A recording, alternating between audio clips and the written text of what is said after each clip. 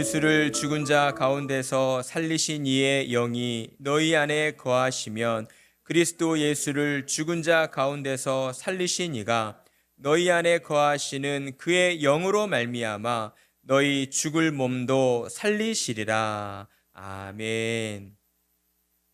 오늘 우리는 부활의 기쁨으로 충만하라는 제목으로 말씀의 은혜를 나누도록 하겠습니다. 요즘 거리마다 피어있는 벚꽃을 보게 되면 참으로 예쁘고 아름답다라는 생각을 하게 됩니다. 그래서 해마다 이맘때쯤이 되면 벚꽃 축제가 성황을 이루게 되는 것이죠. 사람들이 예쁘게 피어있는 벚꽃을 보기 위해 이제 멀리 벚꽃 축제가 열리는 곳을 찾아 여행을 떠나게 됩니다. 사람들이 이처럼 이 벚꽃 축제 기간에 맞춰서 또한 벚꽃을 보려고 사람들이 이동을 하게 되는 것은 벚꽃이 피어 있는 그 개화 시기가 매우 짧기 때문이다라고 할 수가 있을 것입니다. 벚꽃은 대개 4월 초에서 중순까지 2주 동안만 피었다가 지게 됩니다. 우리의 마음 같아서는 좀 더 오래 피어 있으면 그 예쁘고 아름다운 모습을 더 많이 볼 수 있을 텐데 라고 생각을 하지만 자연의 이치는 그러한 우리의 마음을 또한 허락해 주질 않는다라는 것이죠.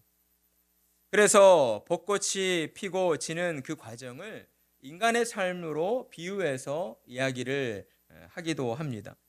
모두의 눈길을 사로잡았던 화려한 벚꽃이 조용히 지는 것처럼 인간의 삶 또한 화려하고 찬란했던 젊음의 순간을 정점으로 하여서 이제 쓸쓸하게 늙어가게 된다라고 이야기를 하는 것입니다. 사람들은 이런 이야기들에 공감을 표합니다.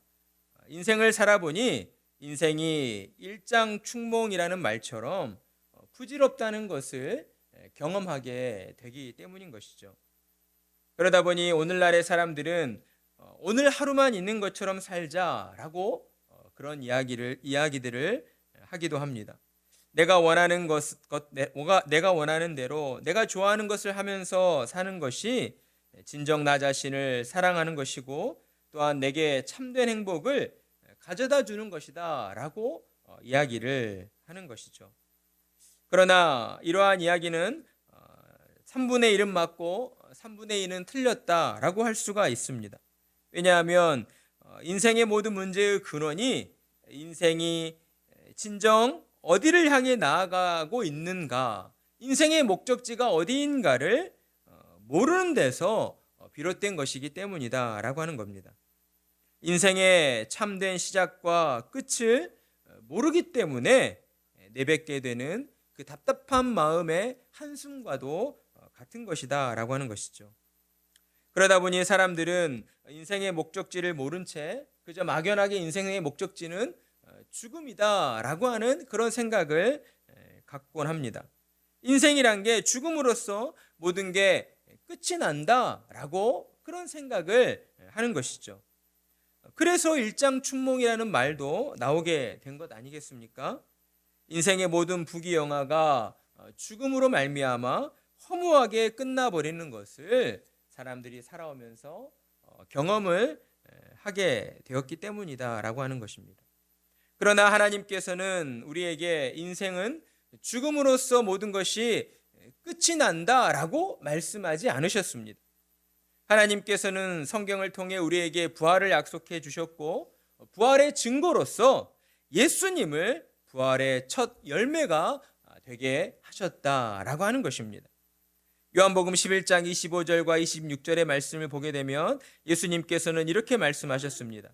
예수께서 이르시되 나는 부활이요 생명이니 나를 믿는 자는 죽어도 살겠고 무릇 살아서 나를 믿는 자는 영원히 죽지 아니하리니 이것을 내가 믿느냐라고 말씀을 하셨습니다. 그렇습니다. 예수님께서는 하나님의 말씀에 따라서 우리를 위하여 십자가에서 죽으시고 장사되신 지 3일 만에 다시 살아나셨습니다. 죄와 사망의 모든 권세를 이기시고 승리하셨다 이 말인 것입니다. 여러분은 이 사실을 믿으십니까? 예수님께서 육신의 죽음을 이기시고 부활하셨다는 사실을 믿으십니까? 아멘. 우리는 이 사실을 온전히 믿어야 할 것입니다. 왜냐하면 예수님이 말씀하신 것처럼 이 사실을 믿는 자에게 하나님께서 영원한 생명을 주신다라고 우리에게 말씀하여 주셨기 때문입니다. 우리가 믿고 있는 기독교 신앙에서 이 부활이라고 하는 것은 매우 중요한 핵심 교리 가운데의 하나인 것입니다. 죽은 자의 부활을 부정하는 것은 기독교 신앙의 토대를 뒤엎는 일이다라고 할 수가 있는 것이죠. 고린도전서 15장 13절과 14절의 말씀을 보게 되면 만일 죽은 자의 부활이 없으면 그리스도도 다시 살아나지 못하셨으리라. 그리스도께서 만일 다시 살아나지 못하셨으면 우리가 전파하는 것도 헛것이요 또 너희 믿음도 헛것이며 라고 말씀을 하셨습니다. 여러분, 죽은 자의 부활이라고 하는 것은 인간의 이성으로 깨달을 수 있는 일이 아닙니다. 오직 하나님의 계시된 말씀을 통해서만 우리는 알 수가 있고 또한 믿을 수가 있게 되는 것입니다. 사람들이 왜 부활을 믿지 못하는 것입니까? 성경을 알지 못하기 때문인 것입니다. 하나님의 능력에 대하여 무지하기 때문이다 라고 하는 것이에요. 그러므로 우리는 다음의 두 가지 사실을 알므로써 죽은 자의 부활이 명확해질 수가 있습니다. 첫 번째는 하나님은 죽은 자를 살리실 능력이 있으신 전능하신 분이시다 라고 하는 사실입니다. 여러분, 하나님께서 전능하신 이 능력이 없으셨다라고 한다면 우리에게 부활을 약속해 주시지도 않으셨을 것입니다.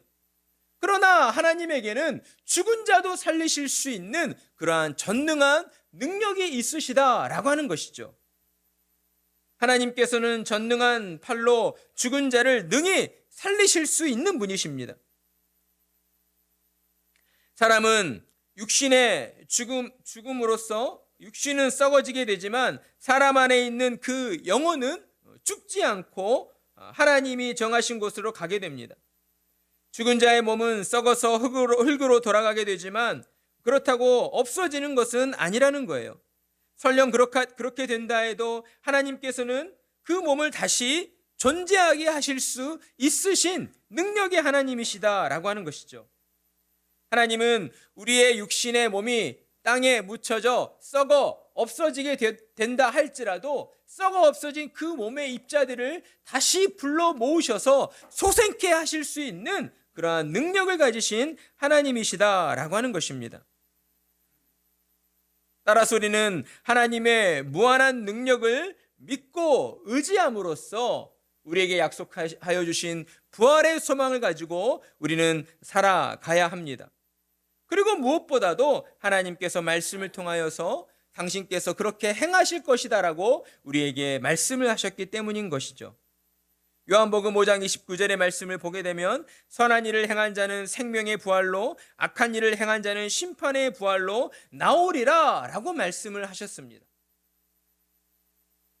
자, 그렇다면 누가 다시 살림을 받게 되는 것입니까? 두 부류로 나뉘어 볼 수가 있습니다. 첫 번째 부류는 그리스도께서 다시 오실 때, 그러니까 예수님이 약속하신 대로 구름 타고 이 땅에 재림하실 때까지 살아있는 사람들입니다. 살아있는 사람들은 어떻게 되는 것입니까? 이들은 죽음을 볼 필요가 없는 것이죠. 이러한 사람들은 죽음과 부활 없이 호련히 전혀 다른 모습으로 다른 모습의 그 몸을 입게 될 것입니다. 또 두 번째 부류의 사람들은 어떠한 사람들입니까? 이 땅을 살다 죽게 된 사람들입니다. 이 땅을 살다 죽은 모든 사람들이 부활하게 된다라고 하는 것이에요. 남녀노소는 물론이거니와 믿는 자나 그렇지 않은 자나 예외 없이 이제 썩어진 몸이 다시금 부활의 몸을 입고 이 땅에 태어나게 됩니다. 세상에 태어나 보지도 못하고 어머니의 자궁이 무덤이 된 태아들도 예외가 아닐 것입니다. 모두가 이 부활에 참여하게 된다라고 하는 것이죠. 하나님의 청지기인 땅과 바다는 하나님의 부르심과 동시에 그 가지고 있던 모든 몸들을 주님 앞에 내놓게 될 것입니다. 그러니까 주님께서 우리에게 약속하여 주신 대로 하나님의 형상을 닮아 지음받은 모든 인생들은 예수님의 다시 오심 그날에 다 부활하게 된다라고 하는 것이죠. 그러나 부활 이후에 심판이 있게 될 것이고, 그 심판으로 말미암아 이 땅을 사는 동안 예수님을 구주로 믿었던 자들은 영원한 하나님 나라 천국에 들어가게 되지만, 예수님을 믿지 않았던 자들은 어디로 가게 됩니까? 영원한 지옥에 떨어지게 된다라고 하는 것입니다. 그러니 우리는 이 땅을 사는 동안 하나님께서 우리를 부활케 하실 그날을 더욱 소망하며 우리는 더욱 기대하는 마음으로 살아가야 할 것입니다. 우리가 부활하게 되는 그날에 우리는 예수님처럼 새로운 몸을 입게 됩니다. 이것은 우리에게 너무나 중요한 가르침을 주신다라고 할 수가 있어요. 어떠한 사람들은 신자들이 부활하게 됐을 때에 육신의 몸이 아니라 어떠한 영혼과 같은 존재로 부활하게 될 것이다 라고 이야기를 하곤 합니다. 그러나 우리 주님께서는 분명 말씀을 통해서 예수님과 같은, 우리가 이전에 살았던 이러한 육체가 있는 몸을 가지고 다시 부활하게 된다라고 말씀을 하셨습니다. 그러나 여러분, 이전과는 분명 다른 육체의 몸을 가지게 되는 것이죠. 죄로 말미암아 부패함이 전혀 없는, 죄로 말미암아 썩어지거나 질병으로 인하여 고통받고 아파지게 되는 이러한 일들이 전혀 일어나지 않는 그러한 영원한 몸, 그러한 부활의 몸을 우리는 갖게 된다라고 하는 것입니다. 하나님께서는 부활의 주인이 되어주셔서 또한 이 모든 부활의 일들을 하나님의 능력으로 말미암아 이루어 가 주시는 것이죠. 그러니 우리는 삼위 하나님께서 행하시는 이 부활의 일들을 그 무엇보다도 간절히 바라보고 소망하며 또한 기쁨으로 우리는 나아가야 할 것입니다. 우리가 오늘 함께 읽었던 로마서 8장 11절의 말씀처럼 예수를 죽은 자 가운데에서 살리신 이의 영이 너희 안에 거하시면, 그리스도 예수를 죽은 자 가운데서 살리신 이가 너희 안에 거하시는 그의 영으로 말미암아 너희 죽을 몸도 살리시리라. 아멘. 예수님을 구주로 믿게 된 저와 여러분의 육신 가운데에는 하나님의 영이신 성령님께서 찾아와 주셨습니다. 그리고 우리 안에는 성령께서 우리와 함께 하신다라고 하는 것이죠. 그러니 우리는 이 땅을 사는 동안 성령의 역사하심으로 말미암아 예수님을 구주로 믿게 되었고, 또한 예수님을 구주로 믿음으로 말미암아 이 땅을 사는 동안 하나님의 말씀을 듣고 믿으며 그 말씀에 순종함으로 살아가게 된다라고 하는 것입니다. 그리고 또한 우리 안에 있는 성령으로 말미암아 예수님이 다시 오실 때에 우리는 육신의 죽음 이후에 또한 다시 부활하게 될 것이고, 부활의 몸을 입고 다시 살아나게 될 것입니다. 그러니 저와 여러분은 하나님이 주신 영광스러운 부활을 기쁨으로 소망하며 날마다 하나님을 더욱 바라보며 살아가야 할 것입니다. 우리가 부활의 기쁨으로 충만하게 될 때에 우리는 이 땅을 사는 동안에도 너무나도 놀라운 큰 유익들을 얻게 됩니다. 무엇보다 먼저 우리는 죽음을 두려워하지 않게 되는 것이죠. 예수님을 믿음으로 말미암아 예수님의 영이 우리와 함께하여 주심으로 말미암아 우리는 결코 죽음을 두려워하지 않는 존재로 살아가게 되는 것입니다. 우리는 죽음이라고 하는 그 관문이 우리의 인생의 끝이 아니라 우리의 인생의 참된 시작이라는 그러한 깨달음을 가지고 죽음을 통하여 영원한 하나님 나라를 우리가 소망함으로 바라보게 된다라고 하는 것이죠.